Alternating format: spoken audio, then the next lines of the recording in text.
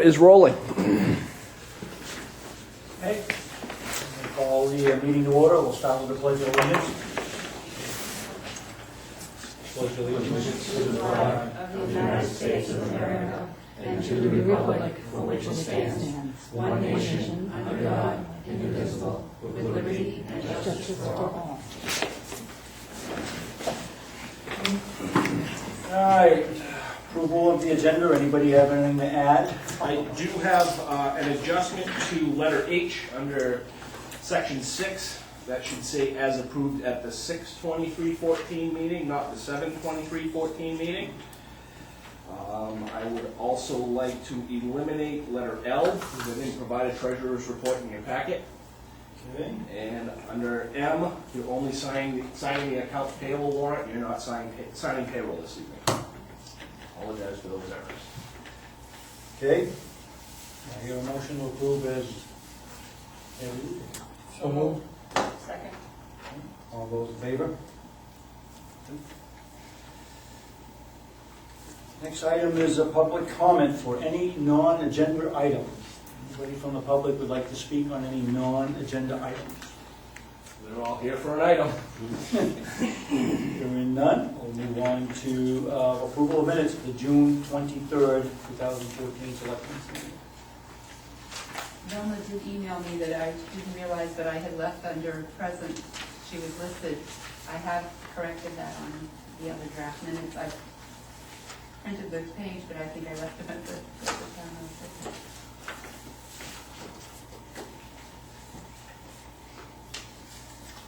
Any motion from anybody to approve those minutes? Motion to approve as prepared. Second. Motion and a second. Any discussion? All those in favor? All right, committee and board reports. There will be a public hearing on the Arundel Seasonal Cottages TIF District. That'll be held at 7 o'clock, Wednesday, July 23rd, here in the ML Day School Library. Special town meeting will be held Wednesday, July 23rd in the ML Day School Library at 7 p.m. To re-vote on the Arundel Seasonal Cottages TIF District due to Journal Tribune's non-publication of the public hearing notice for the 6/11/14 public hearing. And the planning board will meet on July 24th at 7 p.m. in the ML Day School Library. Do you have a planning board update? I do. Chair. I have two, and they're very lengthy. All right. So we'll start with the June 26th meeting. It was basically, that meeting was to go over discussion of the public comments from the May 22nd public hearing. Let's see, he talked about, they went through the whole list of the comments, and one of them was methadone clinic. Board felt that they did not have enough info. They wanted to get more info before making a decision on to whether to allow methadone clinic or whether to not allow. There was an issue with landscape Siri. There was concern about asking people to put aside money. The board decided to keep it as is. It's a great reductioning or lessening from what it is today. There's also a discussion on the, if you remember right, the 75 to 140% buffer, and there was some confusion on that. Tad was not at this meeting, so they asked that we get some more definition from Tad. Fritz made a comment about the DB1 zone, saying, small shops, building, etc., buffering of any kind of defeats that. But again, we commented that it was really only between a business and a residential. That's where that buffering comes into play. A little discussion about a pet daycare. Board felt that the way it was written was appropriate. And the only other thing that they wanted to look at is there was a 50% rule that had to do with the size of the lot and 50%, and so they were going to take a look at that and reevaluate that. Long discussion on vinyl siding. The board agreed with the comments that were made, but they disagreed with the EDC coming up with acceptable vinyl manufacturers. They felt that putting a manufacturing list would be a constant update all the time, and who's to update that all the time. Dick Fritz mentioned that one time he used to sell this stuff, and there's ratings. There's A, B, C, D ratings. He suggested that the board take a look at that. It's called grading. So the board decided to try to get more information on that grading. If you remember correctly, there was an issue with the Fritz property not being zoned as asked. So they discussed the intent of that. They discussed the intent of why it was 1,500 feet from the campground road. For some of you that were involved with that a while back, I guess there's where Fritz's property is, there's quite a hill, and there was a discussion on changing the, when they made the zone lines, they wanted to kind of stay away from that hill, so that's why there was like a 1,500 foot from the campground road on up. That discussion. They didn't want driveways on that hill, that was kind of the gist of it. And he wants to remove his son-in-law from the BI district, so the planning board was going to look at that. Townhouse Corner District, the planning board wants to set up some meeting with the residences, and they want to do it this summer while a lot of the residences are here, so I'll talk a little bit more about that on this past Thursday's meeting, but they want to try to set something up pretty quick with that. They're going to move the line as asked at the public hearing to the John Clough Lane. They also discussed the sign height of a max height of 8 feet, but they figured they'd talk to the planner when he comes back.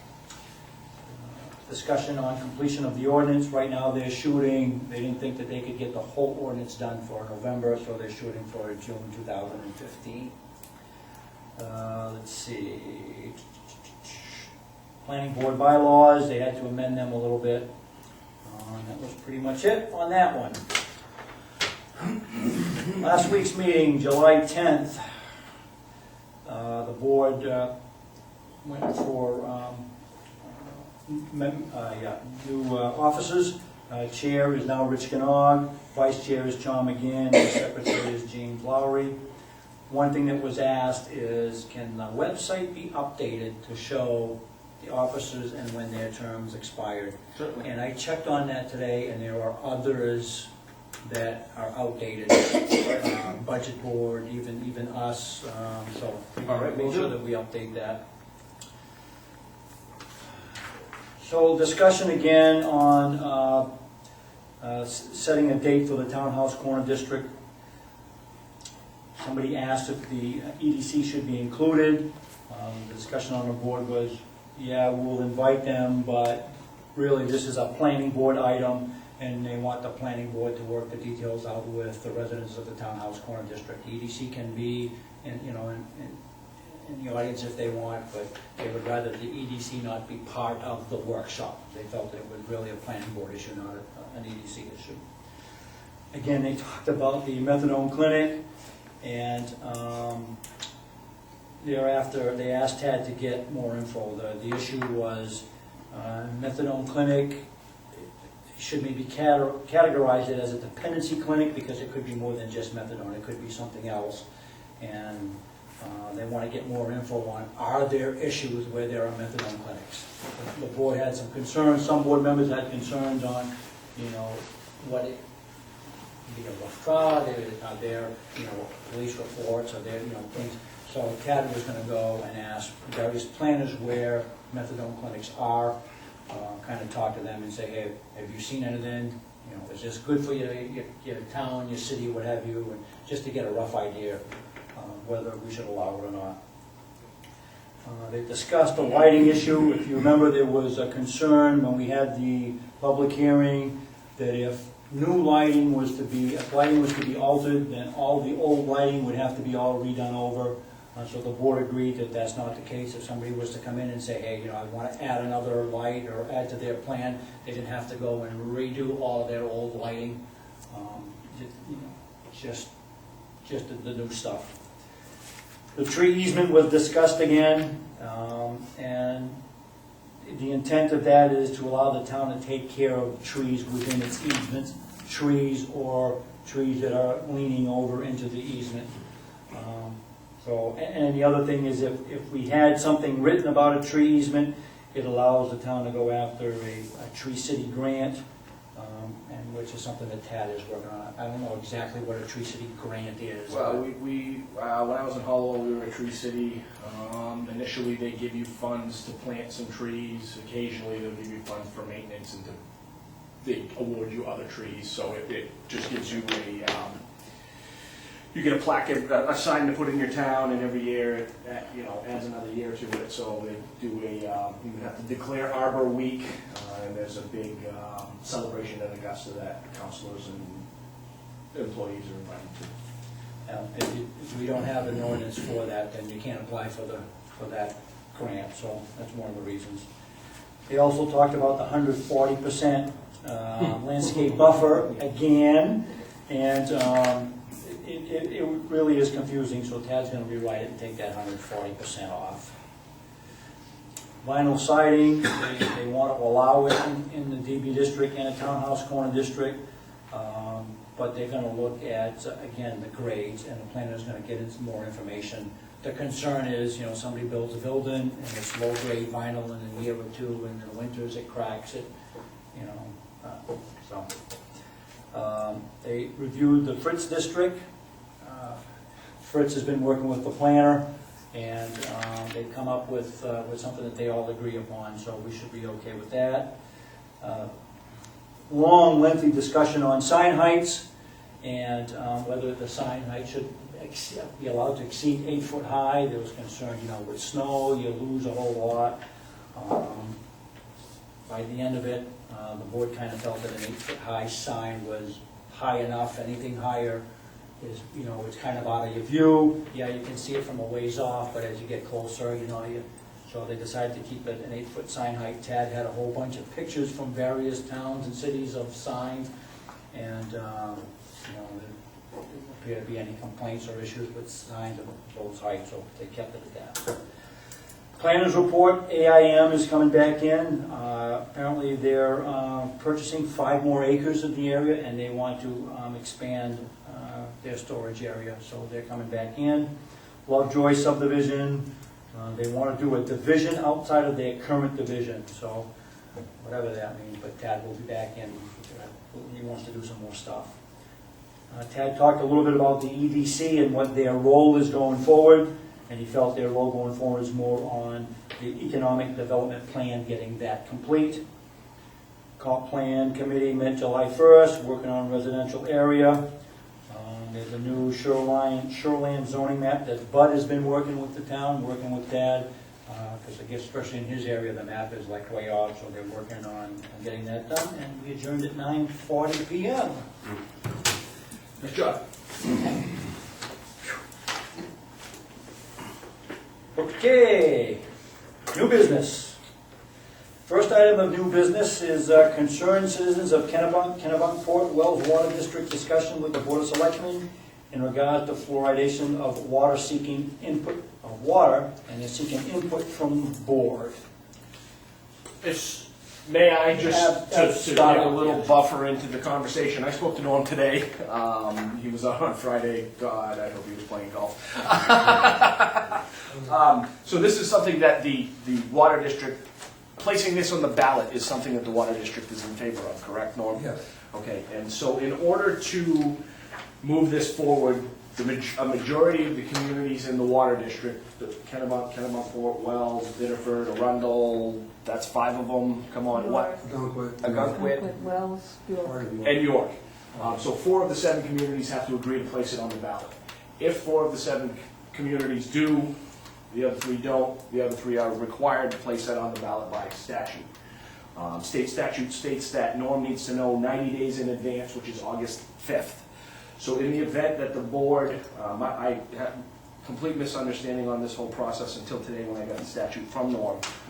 If the board does decide to move forward with place, our board is one of the boards that decides to place it on the ballot. What I will do is have a warrant available for the meeting that we're holding on July 23rd for that warrant to be signed, which gives us plenty of time to get that into Norm's hands. Depending on the outcome of tonight, I'll inform the other boards of selectmen. Kennebunk is holding off right now on their public hearing to find out what the rest of the communities are doing. I also heard today from Wells, I heard from York, so I should have known that one, and Biddeford, wondering what our communities are doing. So I think once that magic number 4 happens, this is going to move forward no matter what. But there are some folks here that are pro. Dr. Trenelak, okay. Thought I was saying it wrong. He's here. Pro fluoride, anti-fluoride. Norm, if you want to just give a synopsis of anything I might have missed, then you guys can move No, on. that's good. Maine state law outlines a procedure. Title 22, 60, 26, 54, 55, 56. As Todd said, it's pretty straightforward. The majority of the towns vote by August 5th. All we're here to do is actually request for the selectmen to put it on the ballot, not for you to decide whether or not fluoride is good or bad. It's just to put it on the ballot.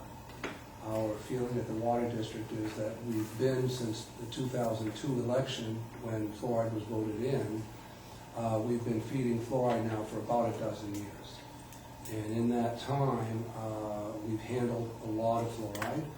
We've learned a lot of information about fluoride, and at this point in time, we feel it's in the best interest of our customers and our employees that we rethink that decision and give the people a chance to vote. In the next few months, 4 months or so, 3-4 months to the election, there'll be a lot of information, both pro and con for the public, but there's a lot more information than there was in 2002. And we feel it'd be best for the public to rethink it, have another chance to say yes or no, we want fluoridation or not. So that's what we're here for. We're hoping to make a decision prior to August 5th, because if we don't, the thing dies. You've got to wait 2 more years, because it can only be voted at a gubernatorial or presidential election, and that's this fall. So, with that said, if the board so decides to put it on the ballot, how are public hearings going to be handled? I mean, how is the public going to know? I mean, obviously, you know, the pro folks can go out and do their own campaign, and the against can, I mean, is that how it's going to go? Are they going to hold some public hearings to discuss the two, or? You know, I wasn't around last time, so I don't know how it panned out. You as a board will be required to hold a public hearing, And because it's going to be a referendum, it would be a referendum. At that point, you as a board would be encouraging people to come out to vote. I don't know that it would be your place to be encouraging people for or against. We'd allow the pro and the con folks to come do presentations. People could ask questions. There would be a back and forth like a typical public hearing. So that would be held through this board? Yes, through the chair. This is Dr. If I may, in 2002, the voters unanimously, 63% voted to include fluoride in their water. They did that 39% again, so it was a pretty big unanimous thing. In 2006, when Norm had brought this up in the past, I went back and did some research. Was it 2006? It was a couple of years ago. We went back, and I went back and looked at every 10 years, the CDC, which has a lot of very smart people, takes all the research from the United States, from around the world, and takes the fluoride research and sits down and goes through it. They write a book, the 1,300-page book in 2008, when this came up last. I sat down and read. It had all the research, it had all the reviews, and there is no new stuff out there that is saying fluoride has changed, nothing has changed. The CDC, the Surgeon General, the World Health Organization is still promoting fluoride and using it as one of our best, well, if you talk about,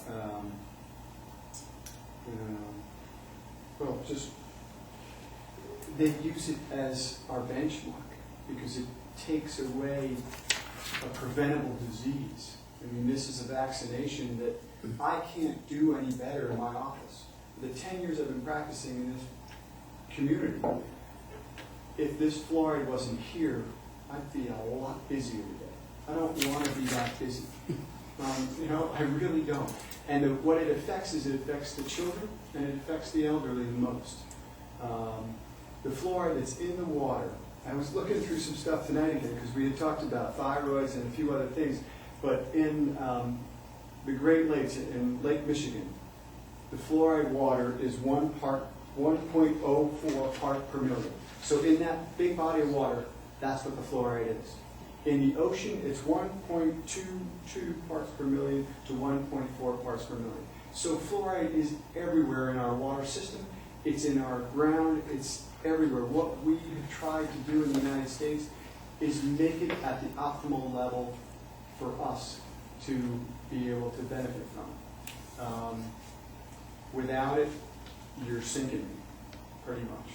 The community, cavities is alive and well in Arundel. I'm very busy. Like I said, I don't want to be any busier. I'm happy to do good stuff for people and take good care of them. But it will hurt a lot of people that are below the poverty level, and the patients that are elderly patients that are in the, we have a lot in Kennebunk right now in those communities, the elderly communities. They go in there and for a couple of years everything's working good, and then I don't see them for a few years, and they show back up, and the only thing that's keeping them going, they had their teeth all their lives, and then their things fall apart. The only thing that gives me any solace is that there's some fluoride in the water, keeping some things clean. So I've got a lot of other things that we can discuss and talk about, but I think the voters already decided this, and there has been no new evidence, so I don't understand what makes this so important that we have to have it on the ballot right away. Because the studies that they had brought up in 2008 were from China. And the Chinese, in their water, in their rivers, and in their industrial sections, have so much industrial fluoride that they're polluting their, it's just pollution. That and industrial levels, fluoride can be harmful. This is not industrial levels, this is optimal levels of fluoride that becomes just really good for people. For the record, could you please state your name so that the folks listening in on the tape? Yes, Dr. Jim Trelonge, practice here in Arundel, right on Route 1. So what prompts the water district to say, we need to look at this again? A lot of customers came forward asking us why we're feeding fluoride, and we indicated it was from a vote in 2002. And they said, what can we do to eliminate fluoride? And I gave them a copy of the law.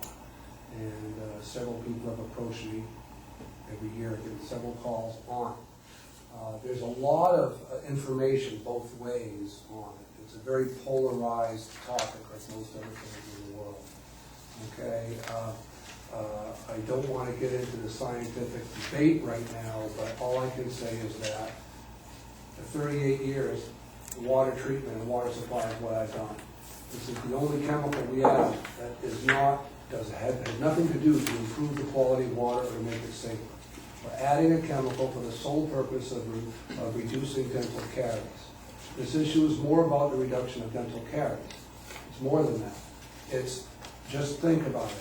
If you're taking something in your body that has a result on your teeth, it's not like it's created just to help teeth. It's an element. If it's going to help teeth, what else is it doing? Everything you take every day has its good and bad sides. To think that it has no side effects is naive. It's a chemical that is considered a drug, is considered a hazardous substance, and as I indicated before, it's the only thing we feed that has nothing to do with water quality. And the way it's dosed is by how much water you drink. It has the narrowest range of effectiveness. There's a narrow range of effectiveness. If you go 4 parts per million, it's toxic. It exceeds EPA's maximum level. But what if someone drinks 4 times as much water as the next person? Then they're getting that 4 milligrams per liter of toxin. So it is not like a immunization where it's carefully measured. It's totally dependent on how much water you drink.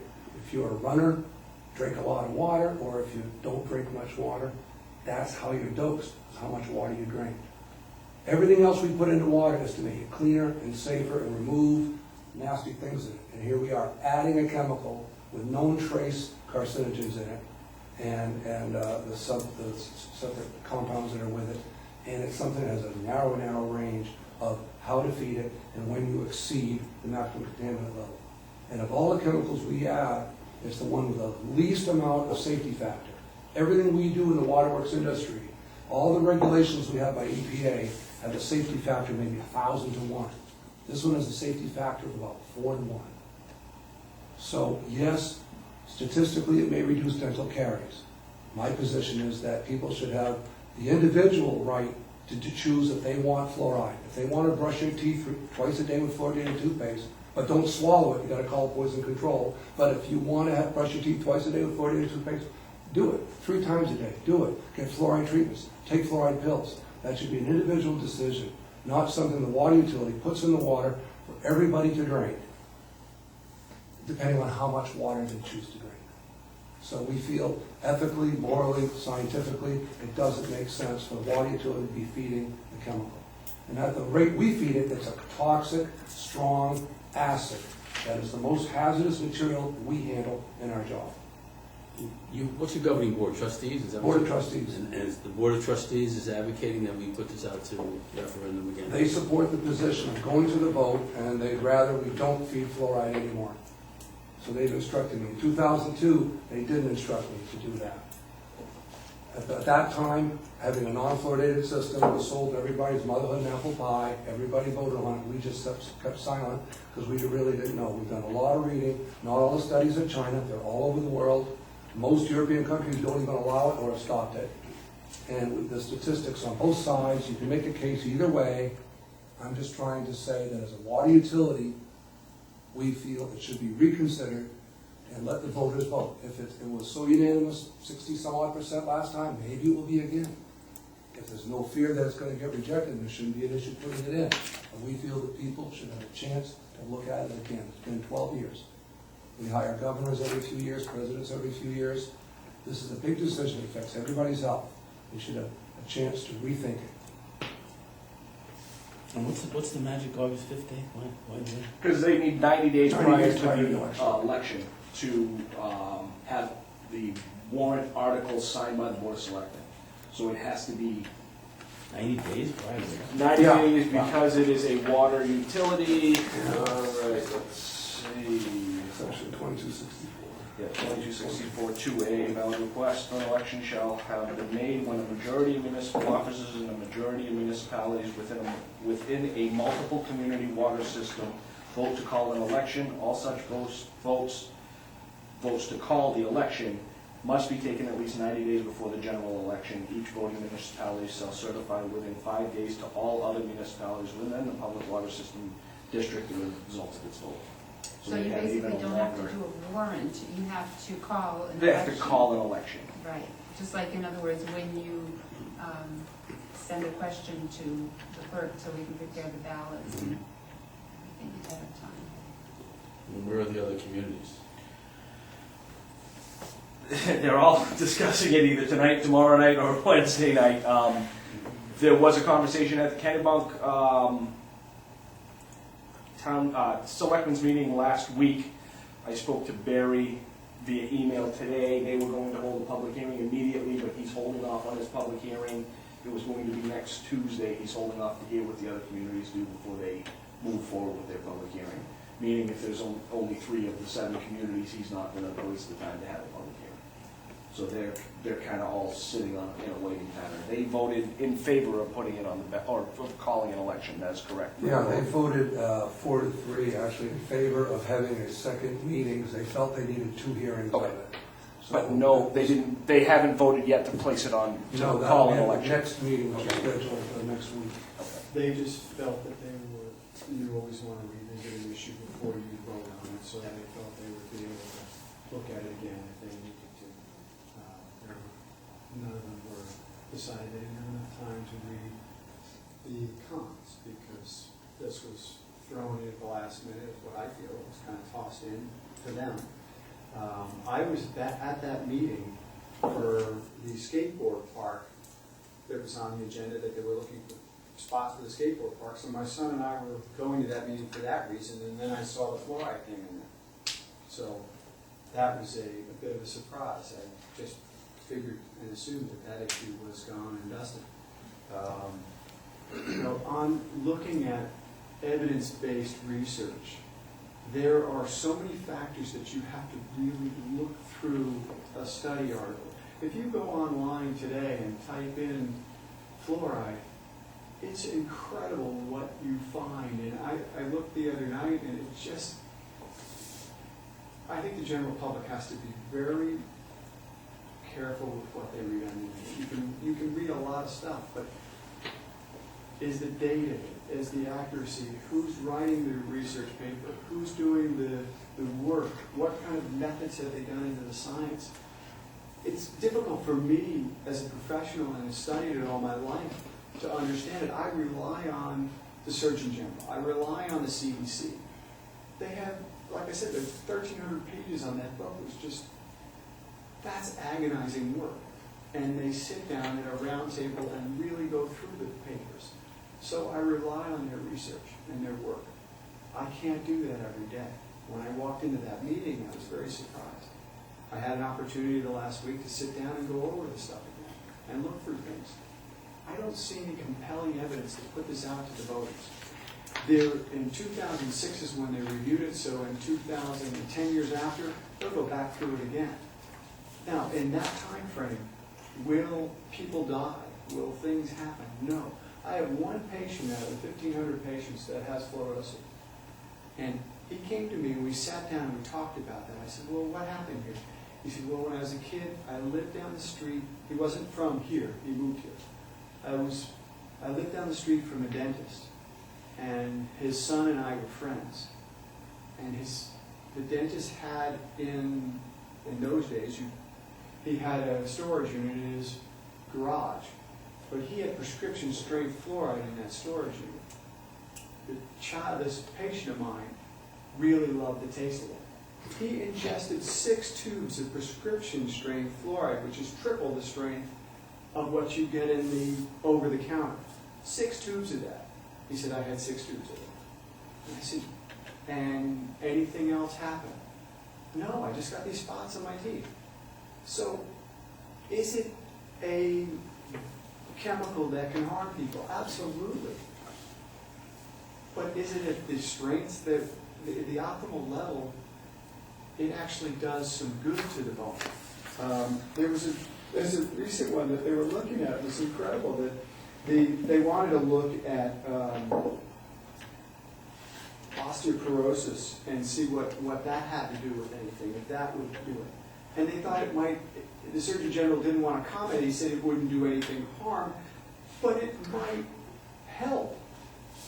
The thyroid thing that was brought up last time, I have a hypothyroidism that's slowly starting to get lower, so I said, okay, let's look at that. Well, in the 50s, in this country, when we had a little more ability to do research and ability to use patients as, we don't do that anymore. You can't feed somebody something that you don't know anything about. They took fluoride and gave hyperthyroidism patients massive doses. They took 15 of them and gave them some pretty heavy doses, and they weren't able to change their level of their hyperthyroidism. They still had to put them on medication. So that tells me, is it going to affect the thyroid at the levels we have it in, optimal levels? No. No. I just can't see it. And I wish I could. And, you know, I'm as skeptical as they come when it's stuff for my patients. But Doctor, what we're asking here is not to have the debate about whether it's something of benefit or something that's not. And Mr. Labby's point is just to have an opportunity for people to debate the issue once again and decide for them whether in fact they, I mean, that's all that's at stake right now. Correct. Thank you. I appreciate that. And I think when the CDC does their next level of run, I think would be a great time to do that. When's that? Their 2006, so 2016 is when they would do the full review again, and the Surgeon General would come back and review it. So at that point, every 10 years, they take the research apart and pull it down. And I think a small community, we don't have the resources to do that. And our population, our patients, and the people that live here, they're relying on us to defer to people that know it. I don't know it. I'd rather rely on their research and their work. So when they do their stuff, we can do ours. If we keep it on that. Yes. Joe, please state your name for the... Yes. Excuse me. I'm Joseph Keneally. I practice dentistry in Biddeford. I live in Kennebunk. I've practiced in York County for 33 years. I've been a past president of the Maine Dental Association, a past vice president of the American Dental Association, and I'm about to be president of the largest honor society, International Honor Society in the world, International College of Dentists. And my proudest achievement over my whole career water supplies of Biddeford and Southfield. It had greater benefit for more people than anything else I've ever done.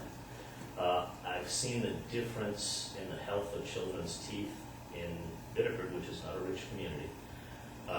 Neither is Arundel. It has had so many benefits for the kids. I see kids in my practice grow up never having a cavity. That didn't happen in my generation. Certainly, I grew up in Biddeford. It's my hometown. I just see so much reduction in suffering, and it's largely because of community water fluoridation. The anti-fluoridation group is a group generally known as Fluoride Action Network, led by a man named Paul Connor, who's a retired chemistry professor. Bright guy, I'll give him his due. But they have flooded the internet with a lot of information that in many cases is misinformation or disinformation. And I think a lot of people go to the internet to get their questions answered. And I'm worried that because there's so much of this out there that people aren't going to make the right decision on something that has been supported by the U.S. Public Health Service, the Centers for Disease Control and Prevention, the World Health Organization, the American Medical Association, the American Dental Association, groups that convene panels to see, is this safe, is this effective? And I don't see any reason to put this on our ballots. I would strongly advise you not to. Thank you. Anybody else got any comments from the board?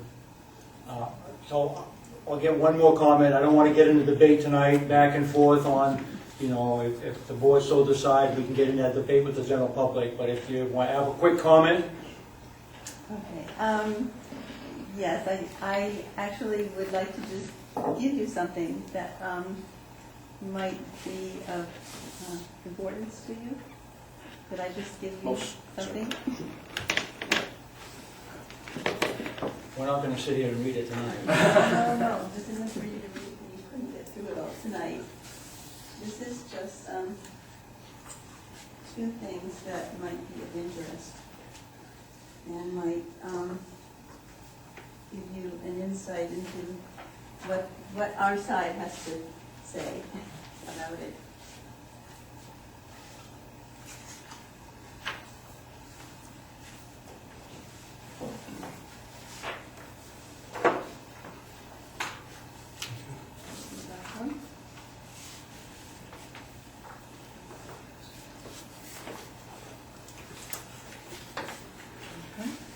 Thank you. Okay. And the top form that I gave you is actually something that is used by our own water district. The employees of the Kennebunk and Wells Water District follow the advice in here. And they wear the hazmat suits, they wear respirators, they wear face masks that have to be 8 inches to protect them. They wear special boots and gloves, and they have to be very careful with the chlorosilicic acid that they're using because, as Norm has told me, if you just dip your unprotected hand into it for a second, your hand will be changed forever. It's that toxic. And so I guess our side is concerned that something that strong and toxic, even though it's very dilute, is being added to our water. And the fact that young babies might be getting it in their formula, where they have such tiny body weight compared to adults, and they're drinking a lot of this, is a worry for us. And the American Dental Association and the Centers for Disease Control has said that it's not a good idea to use this in infant formula. And so our feeling is that if there are some citizens, even very little tiny citizens, who aren't supposed to have fluoridated water, and maybe there are some moms who can't afford a reverse osmosis system, because that's what you need to take it out, or you have to distill your water, or you have to buy spring water from the store, and that's an extra expense. And they're used to using tap water. Maybe their babies are getting a little bit too much. And so if They are, and if some of our elderly are getting too much too, somebody who has kidney problems and can't flush the fluoride through, can't get it out, that's serious. It adds up in their bones, and they get a skeletal form of crippling, it's called crippling skeletal fluorosis, and that's where the spine, the vertebrae in the spine thicken, and it can cause a very painful condition for elderly people. And so that's part of our side. I'm really not trying to convince you.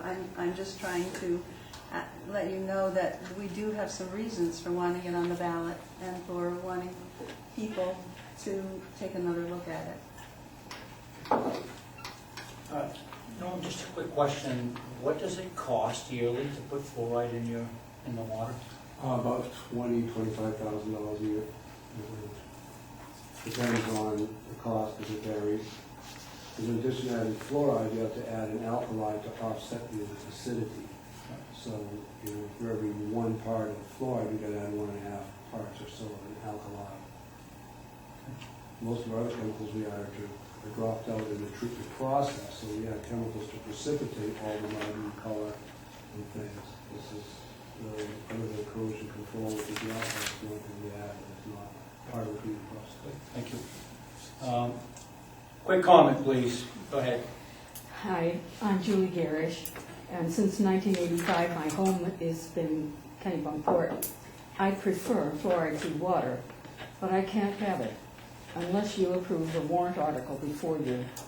My primary reasons for opposing fluoridation are: in 2002, respected local dentists vigorously promoted water fluoridation as the best method of cavity prevention. I don't recall being shown any proof of their claims. May we see their studies proving the safety and the efficacy of fluoridation from 2003 to 2014? The fluoride deception, among other sources, documents credible scientific studies regarding corrosion of vital organs, skeletons, and/or enamel in the young and elderly, which is known to be accelerated by ingesting water fluoridation.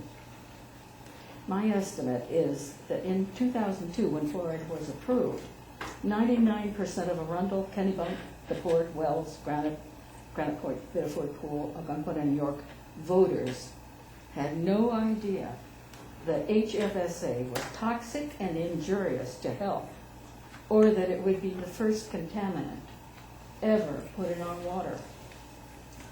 The FDA has never approved hydrofluoric acid for ingestion. The manufacturers of FHSA have never claimed any health benefit for its use in municipal water supplies. July 8th, Linda O'Brien testified before the Kennebunk Board of Selectmen that her doctor recommended, for health reasons, she not drink fluoridated water. My deep concern is for Norm Labby, Superintendent, KKNW, and his crew. Personnel must don full hazardous waste gear in order to handle and add fluoride to the water, and must have ready access to a nearby shower and emergency kit should it touch an eye or hand. I didn't know this. Were you told this back in 2002? If you weren't, we need to bring it to a vote now. Adding fluoride to our water is mass medication, which violates the Nuremberg Code, which prohibits human experimentation, plus the United States Constitution, which considers medicine a private individual decision. The FDA classifies fluoride as a drug, which means it can only be dispensed by a healthcare professional, and only for a known deficiency, illness, or condition, and the dosage must be controlled. Fluoride is not a nutrient, therefore no deficiency exists, and once added to the water, there is no dosage control. In 2006, most Americans didn't know that 50% of the amalgam used in filling cavities is 50% mercury and 20% silver, tin, copper, or whatever. Dentists continued using this outdated 19th century substance for decades, knowing it was harmful, because it was the easiest and least expensive way to fill cavities. I had them in my mouth, and I'm sure you had them in yours. Today we know better and strive to eliminate mercury and other toxins from our lives. In summary, I speak for everyone who voted against this in 2002. I'm one of many who are united in preferring the purest water for drinking, cooking, and bathing, plus watering our lawns and gardens. Water that both goes into the soil and flows into our waterways. Since everyone in Arundel, except those using well water, is serviced by KKNW, I urge you to please move tonight to approve a warrant article allowing the 7 community vote on November 4th to stop adding fluoric acid to the KKW Water District. Thank you for this opportunity to speak with you, to hear everyone else's contribution, and to share in part the growing personal and professional tide opposing water fluoridation. In addition, I want to give you a copy of what I've just read and 8 documents that support what I've said. And I will get to Todd a copy of the fluoride, what was I mentioned, the title of that book, The Fluoride Deception. I've ordered 4 copies, and I'll get one to you, and I'm delivering one to Bedford too. Okay? Thank you. Discussion. Where are we on the hierarchy of community users? Well, with respect, well, on volume, very small. Yeah. We only serve Route 1 and a little bit of Log Cabin Road and some condos. With respect to this vote, however, you carry as much weight as Kennebunk or Wells. I understand, but Right. I take it Kennebunk, Wells are probably have, no doubt, have a much larger use than. Yeah, like in Wells, we probably only serve a third of the population. We really serve east of the Turnpike, you know, a lot of seasonals. So none of the communities were fully covering. Arundel was one of the more recent additions by running the transmission main that was on the water back in the late 70s. So there's not a lot in Arundel, but from a statute basis, it has as much weight as Kennebunk or Wells. I understand, I'm just wondering whether, We're the ones forces. Yeah. whether we ought to defer to those who use it more than, but that's, I mean, 90% of the Arundel residences of Wells. for those. Yeah. Yeah. Yeah. We have wells with fluoride in them. What's that? We have wells with fluoride in them. We go to the dentist, and the dentist gives us fluoride. We buy toothpaste, and the toothpaste has fluoride. I agree with our dentist of it here. I don't think that we need to put it on the ballot. I think we need to let the other towns have their say first, because they use the most water. Phil, your thoughts? My thoughts, everything else goes to the voters. Everything we do practically goes to a vote. I don't know if fluoride is better or worse for us. I haven't done any studying on it.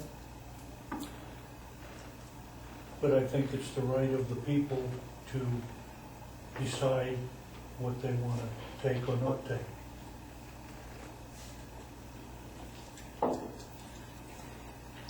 Here's my other. Go ahead. I guess, kind of from a taxpayer and as a clerk, I guess I have some concern because, again, the number of people who are on fluoride, on the KKW is minimal as far as Route 1, just a very little bit of Log Cabin Road and a very little bit of River Road. And yet we're asking my tax dollars to pay for the ballots and the programming and the, because we don't have a question. I believe some of these other towns have questions in November, and as far as I know, we have nothing going on the ballot in November. And is it right for everyone in town to, take on the cost of, initially deciding whether or not, before we're required to do it, we're actually, saying we're going to do it, and cost-wise, you're looking at several $1,000s to do all of this on a gubernatorial. And I think as being on well water, I'm saying, well, you know, is that fair to all the taxpayers too, to be jumping into it quickly, I think. And I guess my own comments are kind of, you know, some of the things that Simon says I kind of agree with. My only concern is, you know, if it was such an issue, you don't hear this in the news, at least I haven't, you know, and maybe it's gonna start coming into the news, I don't know, I'm not sure, so sure, but, either way, so. Well, I'm still concerned with the doctor suggests that there's gonna be an overhaul or a complete review during 2016 of all this data. Right now, you're gonna have competing data all over the place. I'm sure it's gonna be wildly confusing to everybody. We've been through this with something else. I'll stand behind what Dr. Keely said. There's some pretty crazy stuff out there. If you look hard enough, it's both sides of the fence. It's some pretty crazy information that I doubt you could verify. Does anybody, do I hear a motion at all from anybody on the board to put this on the referendum? So, hearing a motion, Motion, we put it on a referendum vote. excuse me? I'd make a motion that we put it on the referendum vote. Motion from Phil, do I hear a second? I'll second. Any more discussion? Okay, all those in favor? Opposed? So motion fails. As a point of order, if I may, Mr. Chair, Norm, if the other 4 communities vote in favor of this, we'll have to call an election July 23rd, because that'll be our last meeting before the 5th, or is it an automatic? It's an automatic in November. All right. The way the procedure is each community, if they vote to go to election, they have 5 days to notify the other 6 communities. Yes. Good luck to both sides. Can I just add one more point? It was Quickly, please. taken out of my report before it came. Canada has almost reached the point of non-fluoridation. We have a lot of Canadians coming to our state, and especially in Kennebunkport, that's going to have a lot of weight. If they're used to not having fluoride in their water, they're going to want it down here too. And in addition to that, I'm sure that Norway, Sweden, Denmark, Belgium, Italy, West Germany have all banned it, fluoridation. And I think there are others I don't know about, because New Zealand has found out that their decayed, their cavities have been just as good in the non-fluoridated as in the fluoridated. There's no improvement at all. That's in New Zealand. So I wouldn't be surprised if New Zealand voted it out too. Thank you. Moving on, I'll give you, if you folks are going to hang around, fine. If not, I'll give you a few minutes to bustle out of here, and so we can move on with our agenda.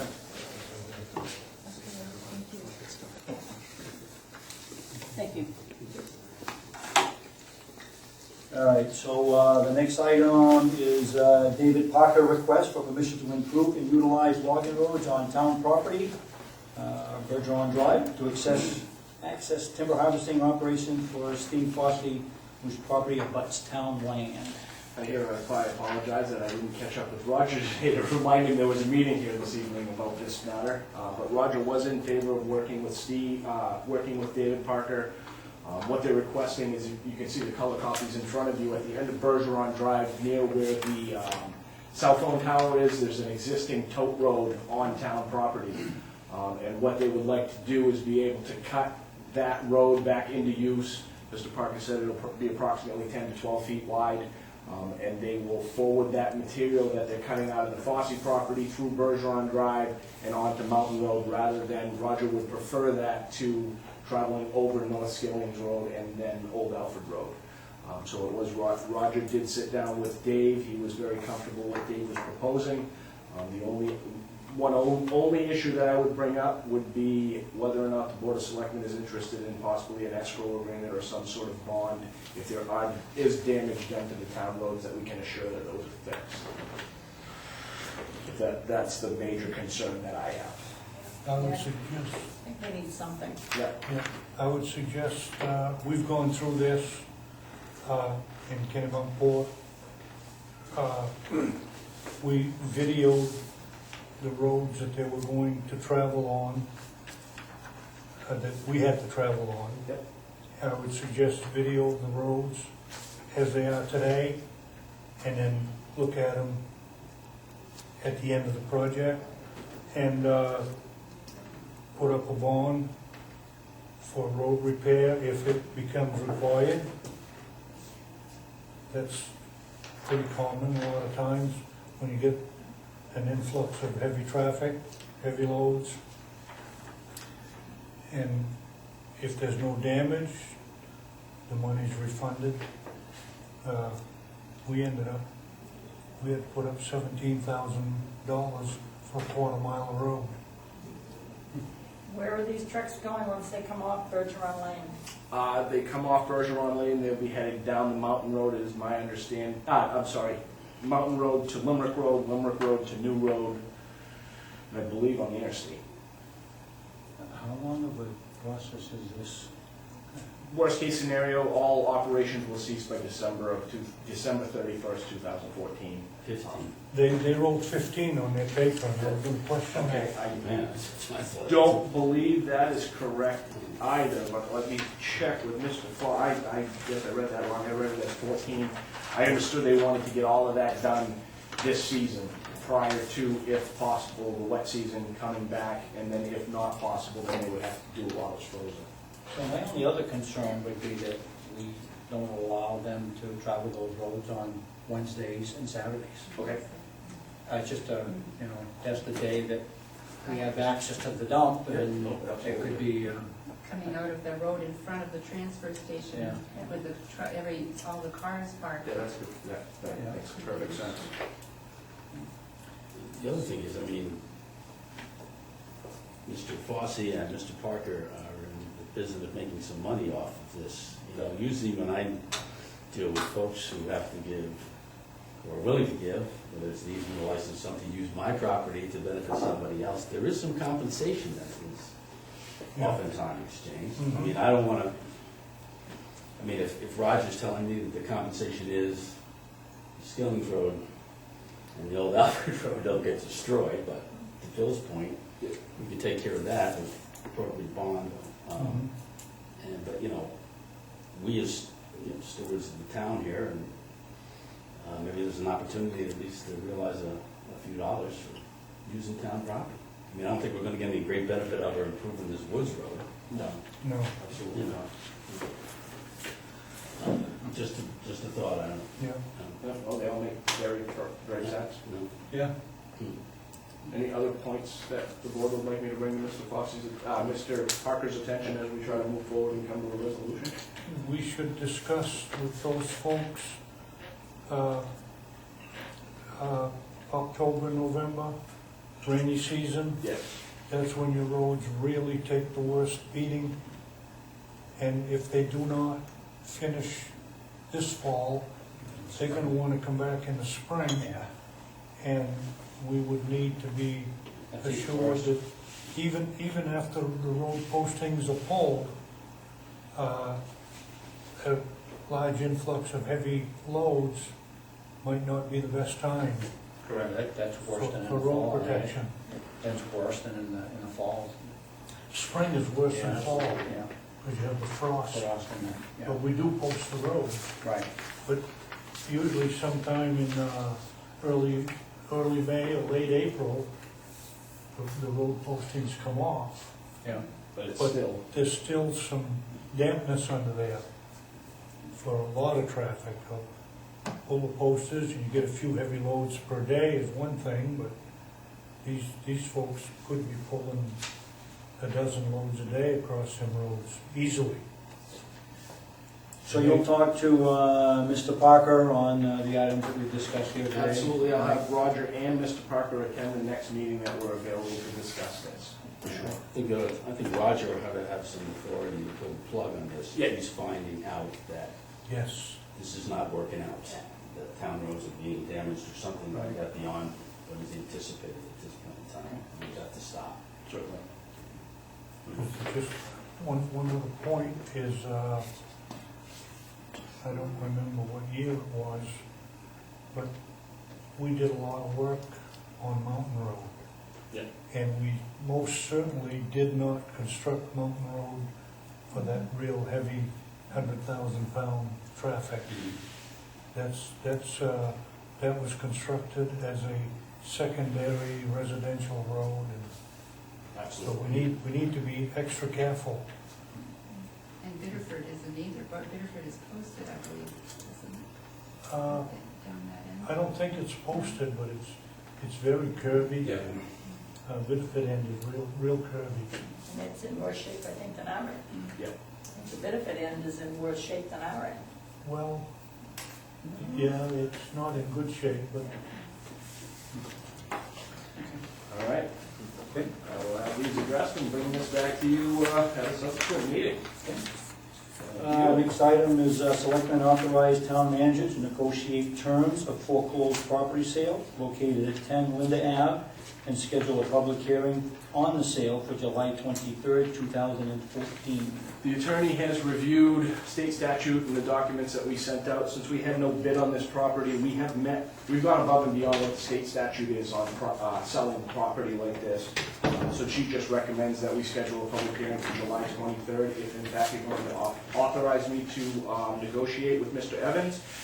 And if that's the case, we'll have the public hearing, and then I'll provide you with the terms of the sale and what we've agreed upon. If we do not sell this property, we'll begin having to pay lot rent, and I believe we'll have to remove that structure from the property, so this is one way out of that mobile home. Is there a motion from the board? Yes, so moved. second, Motion to, We're looking for a public hearing. On the sale of the property, this is her advice, that we have a public hearing just so people are aware that this property is being sold to the park owner. I don't know if she cited case law in this situation, but there have been many citations of case law in issues where I asked her, why exactly are we having a public hearing on this? And I guess it's to diffuse the situation where the Board of Selectmen is just transferring this property willy-nilly to the park owner. Abundance of caution, I believe, is what she's going for here. Nowhere in statute does it state that we're required to do so, but this is it's a CYA matter. Okay. okay, so we have a motion to authorize the town manager to negotiate terms of foreclosed property sale located at 10 Linda Avenue and schedule a public hearing on the sale for July 23rd, 2014. Any more discussion? All those in favor? So moved. Okay, item D, selectmen consideration and approval of Board of Assessment review appointments. Sure, I'd ask. Why? This is a board that hasn't been appointed since I've been here, unfortunately. We do have a pending case for the Board of Assessment review. Jack Reitz is a former member. David Berg is a former member. They have both agreed to do so. Gina Mary is the spouse of a former member, and she's also the town of Lyman assessor, and she's agreed to do it as well. With your blessing in these appointments, we'll be scheduling a meeting to review the first case of the Town of Arundel Board of Assessment review in known history. Okay, I make a motion, we approve these appointments. Do I hear a second? Second. A motion and a second. Do you want to sign them all at the end, or do you You want? said one of these folks is an assessor. Yes. The Board of Assessment Review has got a very limited scope, and they need to understand what that is, okay? I've been But the invited to assessor- the first meeting Good, okay. so that we can discuss exactly how It's far very they can go. defined, yeah. Very defined. Okay, so we have a motion to approve the considerations that Todd has stated. All those in favor? That's passed. We've got a whole bunch to sign. Yeah, and I'll go past that too as we talk to the next item. Selectmen consideration and approval of budget board appointments. Budget board, appointments. 3, 4, there are 5 appointments. Oh, wow, I did that wrong. 5 appointments and 1 elected, so we'll have 6 members. John Bell has been a member of the budget board, Sean Hayes as well, David Gontier, Ray Ward. Those have all been budget board members in the past. Michelle Moore Allen has expressed interest in being on the budget board. When it came time to get her appointed, she still agreed, so I've asked her to join us. And then Paul Raymond was elected, so we'll actually have 6 members of the budget board pending this approval. So move. We have a motion, do I hear a second? Did you say 6? Yeah, there's 5 here, and Oh, then 5 here, Paul one is is elected. elected, okay, yeah, okay. Yeah, we have Ray Ward, John Bell, Yes, Sean Hayes. Sean Hayes, David Gontier, and Michelle Moore Allen. Yeah, okay. Did somebody second? Yes, Tom did. Tom did. Any more discussion on that? All those in favor? And opposed, it is passed. Next item is selectmen consideration and approval of planning board appointments. I am recommending James Lowry for a 3-year term to the planning board. I'm recommending Marty Kane for a 1-year term to the planning board. I have had conversations with Marty about behavior on the board. I'm going to keep very close contact with Marty to try to make the planning board, they don't have to be best friends, but it should be an amicable situation for everybody. So that is why my recommendation for Marty is for 1 year. And John DeKindren requested a 1-year appointment. The person that I had planned to replace John with needs a year because of family matters to get that stuff in order, but is interested when John's appointment expires in 2015. She is interested in taking his position. There's no guarantee of that. I'm always looking for new interested individuals, but she is very interested and she's involved on boards and committees as we speak. So these are my recommendations for the planning board. Any discussion? Any discussion? John do you know that John DeKindred is wanting to step down after the 1-year Yes. appointment? Yes, he is. That is what he has indicated to me. And he asked, I said, I told him it was up to the board if they would go for a 1 year. And he said if he was absolutely forced to do so, he would sign up for 3 years, but he did not want 3 years. He wanted a 1 year term. A motion to approve the recommendations of town manager with respect to the planning board and these terms of. I'll second that. Okay. Any discussion? Are they all full members or any associate? Or? No, I don't appoint, they're just all full members. My only comment is I want to make sure that we watch it and we keep an eye. You know, things have gotten unprofessional at times, and I don't think that's the way that this town will operate. And we need to make sure he has valuable input, and I don't want to lose his input, but we need to get rid of the negativity. What happened at the last meeting to me is unacceptable, and I don't want to see that happen again. So, Absolutely. if it happens again, I don't want to have to wait till a year for us to make a decision. So. Having said that, all those in favor? Motion is passed, none opposed. Selectmen consideration of rescheduling the Board of Selectmen meeting, which was to be held 7/21 to 7/23 after the scheduled special town meeting. Unless you really want to see me twice that week, I just figured since we're going to have a meeting on the 23rd, that we should just follow it up with the business that needs to be done. And Makes sense to me. it's already a rescheduled meeting, so why not? So do I hear a motion to move our meeting date? Stated. Second. So there is a motion to reschedule the Board of Selectmen meeting to the 23rd after the scheduled special town meeting. Any more discussion? All those in favor? None opposed? It's passed. Selectmen signed CMP application for pole location on River Road as approved at the 6/23/2014 meeting. So move. I contacted them after and said, you know, they approved it, but you had no signature sheet. and they did send that over. Where is this on the River Road? Name it McChipkay Lane? But McChipkay Lane, I didn't think came out on the River No, Road. it's not in River Road. Huh? It's not. Senate Road. Oh, Senate Road, but this says this is road, it's River Road. Road. And McChipkay Lane is on the Senate Road. I must have gotten the name of the lane wrong. There is a private way past you, Velma, heading towards Kennybunk. And I don't have the entire application here, I only have. Cattle Lane Cattle. is down there. Cattle Lane is towards Kennybunk Court. McChipkay is off the Senate Road. I know Roger's seen it and Yeah. code enforcement haven't. Yeah. I could have sworn they said McChipkay, but it doesn't. Yeah, come on somewhere River it Road, said- then- It's what we already approved, that was It the was. Senate Road, end of Machipke, they had to go from one side of the driveway to the other, correct? Or Well, that's what I was led to believe, Yeah. but this one here this is the same application, It is. and it's on the River Road. This is the application we had received initially, and I had faxed it back to them. And that one is saying relocating existing pole 49, 20 feet to a property line plan, 10 rather, River Road. And this is the one that was approved in June. So maybe that's something we can get some clarification, bring it up at I'll the next send you an meeting. email when I get the exact location on that. There is even this map that they gave shows River Road, but it doesn't show,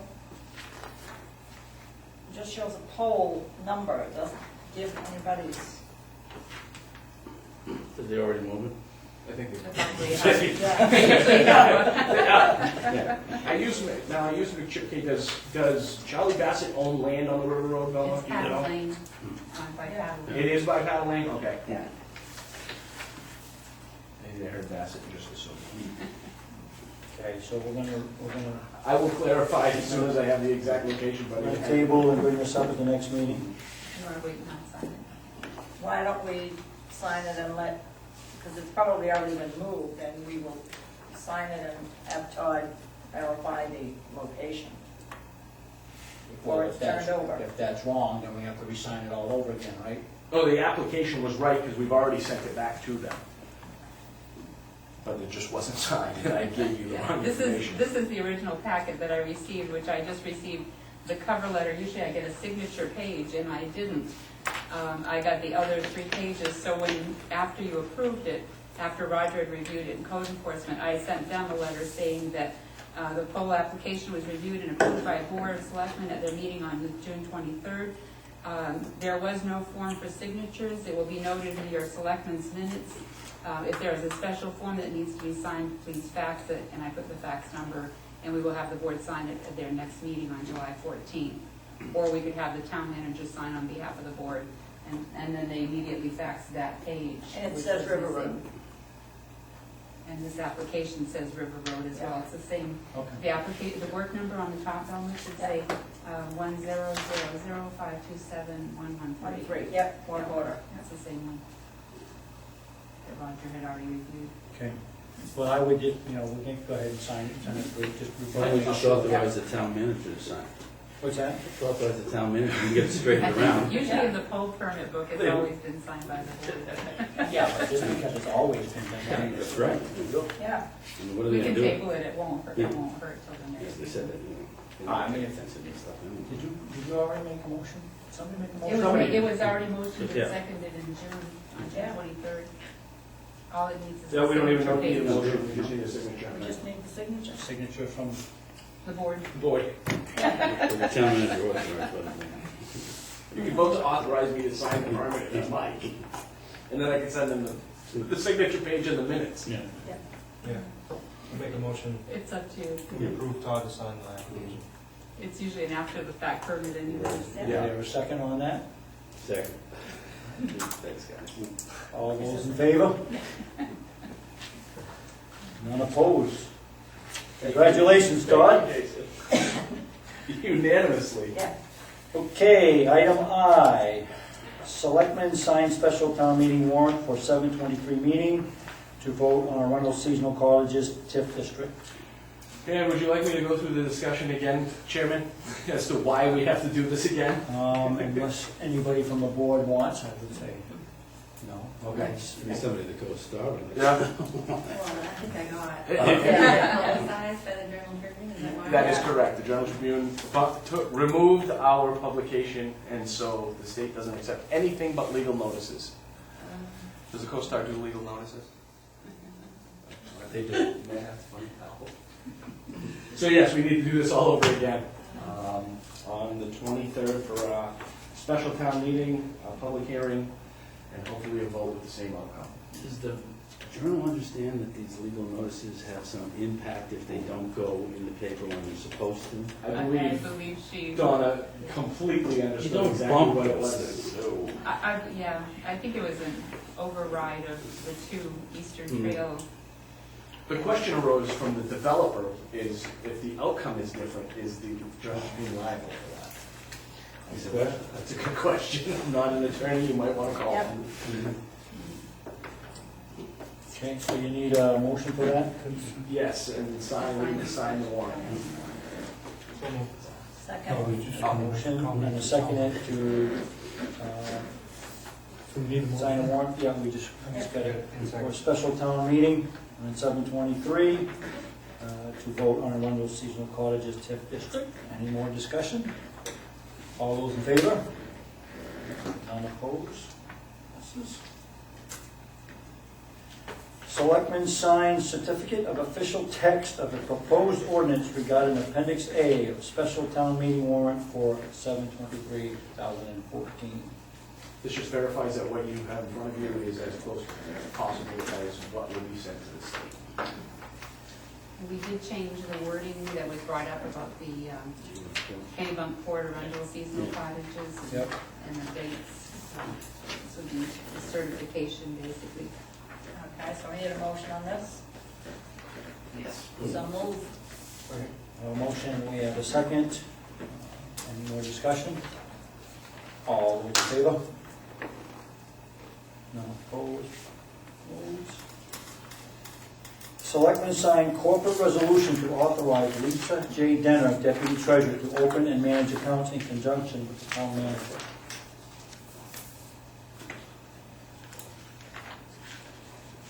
Just let Lisa do her job. Yeah, I just need any discussion. So You know what it's all about? You have a motion? By Velma, any second? Second. Second by Jason. All those in favor? Good. How was the transition all? Very good. Yeah, Pick right up? she's picking up. Some of the things aren't exactly what she's getting at. She's pretty good, so. She came in 2 weeks before the end of the year, so she's been kind of scrambling, but she's got another full year now to figure that out. Sign so much as well. Okay, item M, review and sign AP warrants. So moved. Motion, we have a second, we have a second. All those in favor? Opposed? Motion passes. Old business. Town manager, CEO, and town attorney will meet at 7:23 to discuss the Krasinski property. We're gonna do a site walk visit at 126 Campground Road at 1 PM. Board members who are in the area are welcome to attend, but Jim will give us an update that evening at that meeting, about what goes on at that meeting. Wednesday. It's a Wednesday. Okay. Kraus consent judgment being drafted by the town's attorney. Yes, that should be in the mail, well, that should be dealt with, completed by today, and Lee is working on forwarding that. It does appear that they are going to move forward quite quickly in rectifying the situation with the town, but in order to make sure we don't have to start this process again, as the board directed us, we're gonna move forward with consent judgment, just in case there are any mess-ups. Item C, town manager and CEO will meet with Blaze in the coming week. It may be in our best interest to rectify this situation outside of the courts. That's just a feeling I have. So we're gonna try to have one last conversation this week with Ms. Blaze I believe she will be willing to remove it. If we move to the next stage, it might get a little dicey. So we're gonna try to be nice first. Any other business? Anybody got anything else they want to bring up, discuss? Hearing none, motion for adjournment. Can I ask a quick question about the Yes. seasonal cottage? Yes, sir. Sure. I know there's a ton of questions, but just one, what's the season? One question is, what's the season defined as? And the other one, I had heard that with that comes a possible sewer on Route 1. Is that the case, or is that something that might fall wonderfully into the business district's hands, or is that something that's so high in the sky? The season is May to May to October right now. Maybe October, They have asked us to extend it to December, and that will be coming up down the road, possibly for a vote. But the way it's written right now, it's May to October.